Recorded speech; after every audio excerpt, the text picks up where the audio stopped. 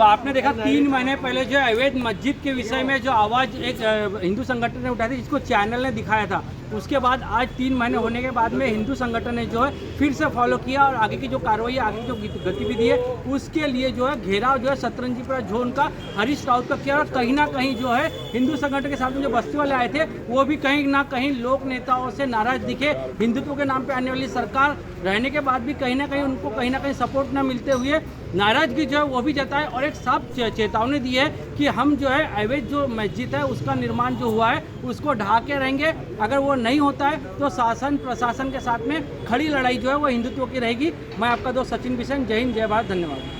अयोध्या तो झांकी है, बाकी है, जयकारा वीर बजरंगी, वीर बजरंगी।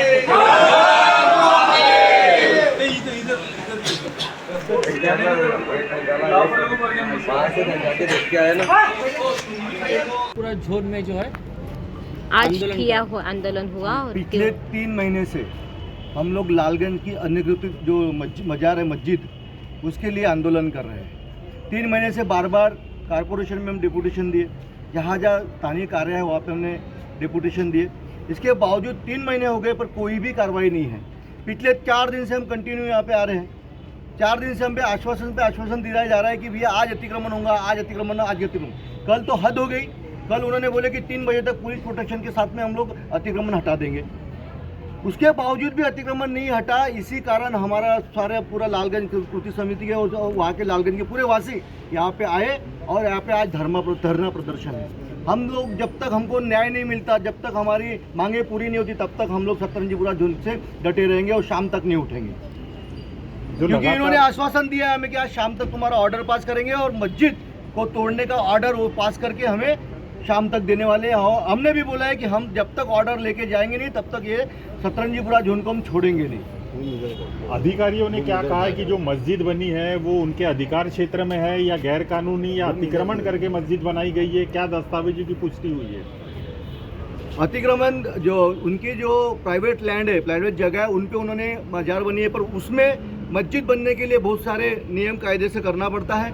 तो उन्होंने ऐसे कोई भी कायदे न करते हुए, लोगों की परमिशन न लेते हुए, कारपोरेशन की परमिशन न लेते हुए, एनआईटी की परमिशन न लेते हुए अनलीगल तरीके से इतनी बड़ी मस्जिद बनाई है। और उस मस्जिद में वहाँ पे घर रहने वाले घर 2 या 3 मुस्लिम घर है, वो भी किराएदार है। और इतने किराएदारों के लिए इतनी बड़ी मस्जिद क्यों है? ये वहाँ पे बांग्लादेशी लोगों को बैठाल के वहाँ पे बड़ा तामझाम दिखा के वहाँ के बाहर के लोगों को वहाँ पे लाके यहाँ के हिंदू लोगों को परेशान करने का काम करने के लिए इतनी बड़ी मस्जिद बनाई गई है और अनधिकृत है, उसको तोड़ना पड़ेगा। इसलिए हमारे ये आंदोलन कंटिन्यू 3 महीने से है और आज ऑर्डर लेके ही जाएंगे। इसलिए हम लोग सतरंजीपुरा जोन पे आए हुए हैं। फिलहाल क्या आश्वासन मिला है आपको? क्या कहा अधिकारियों ने आपको? आज अधिकारियों ने कहा है कि हम शाम तक आपका ऑर्डर पास करते हैं, आज आपका ऑर्डर लिखित देते हैं और बाद में सतरंजीपुरा जोन के राउत साहब इन्होंने बोला कि मैं एक ऑर्डर पास करता हूँ, बाद में कार्रवाई करेंगे। बिल्कुल। कमल भैया, आप क्या बताएंगे, क्योंकि वहाँ के जो स्थानिक लोग हैं, नागरिक है, उन्होंने अपने घरों पर पाटियाँ लगा दी है, घर बेचना है, मकान बेचना है, तो उनकी मनस्थिति क्या है और इस आंदोलन को आप कैसे देखते हैं? जय श्री राम। लालगंज कृति समिति बचाव समिति द्वारा ये भव्य आंदोलन कुछ महीने पहले खड़ा किया गया था।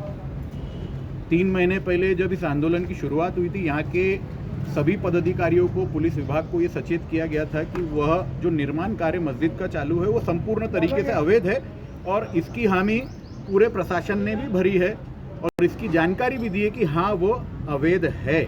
तो मेरा ये प्रश्न है कि जब आप स्वयं मान रहे हैं कि ये चीज़ अवैध है तो उस पर कार्रवाई करने से किससे डर रहे हैं आप?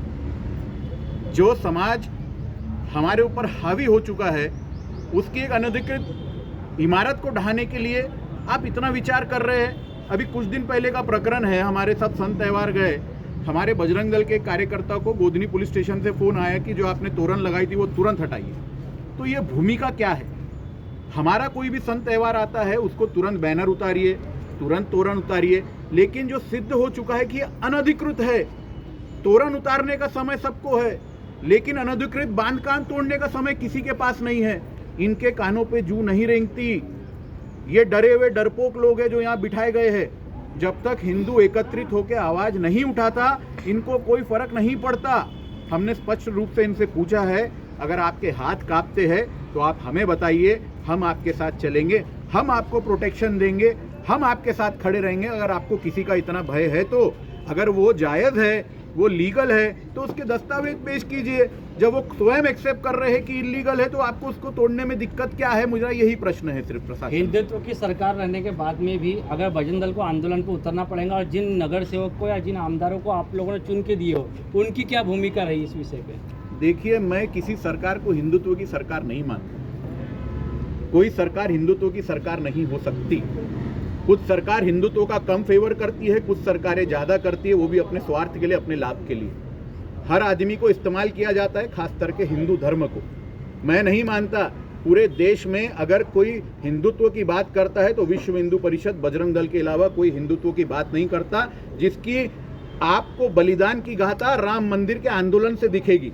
वहाँ कोई राजनीतिक दल नहीं था तो सिर्फ विश्व हिंदू परिषद और बजरंग दल, जिसने अपना खून बहाया, जिसके लिए आज आप जोर से जय जय श्री राम के नारे लगाते हैं अयोध्या मंदिर के लिए, उसमें खून और सिर्फ बजरंग दल का बहा था। लोक नेताओं की भूमिका क्यों नहीं दिख रही जिन लोगों को आपने चुन के लाया? लोक नेता की भूमिका इसलिए नहीं दिख रही कि वो इस पचड़े में पड़ना ही नहीं चाहते। वो उनको लगता है कि भैया हम लोग एक राजकीय है और राजकीय भाव से हम लोगों को सद्भावना, आपस की भावना, जो बोलते भाईचारा, वो रखना चाहिए, इसलिए वो आ नहीं रहे। पर ऐसा लगता है कि भैया जो हिंदुत्व की सरकार है हमारे बीच में, और हिंदुत्व के जो नगर सेवक बने, हिंदू के वोटों से बने, 5 वोट भी उनको मुसलमान के नहीं मिलते हैं, और वो लोग उनके गुणगान में जाते हैं, उनके पल्लू में बैठते हैं। ये बड़ी दुर्भाग्य की बात है। आज अगर आपको ऑर्डर नहीं मिला तो आगे की भूमिका क्या रहेगी? हम इससे भी विद्रोह आंदोलन करेंगे, इससे भी खतरनाक आंदोलन करेंगे, फिर आमने सामने की लड़ाई होंगी, फिर शासन प्रशासन को रास्ते पे आना ही पड़ेगा हमारे लिए। इसी मामले में देखा गया है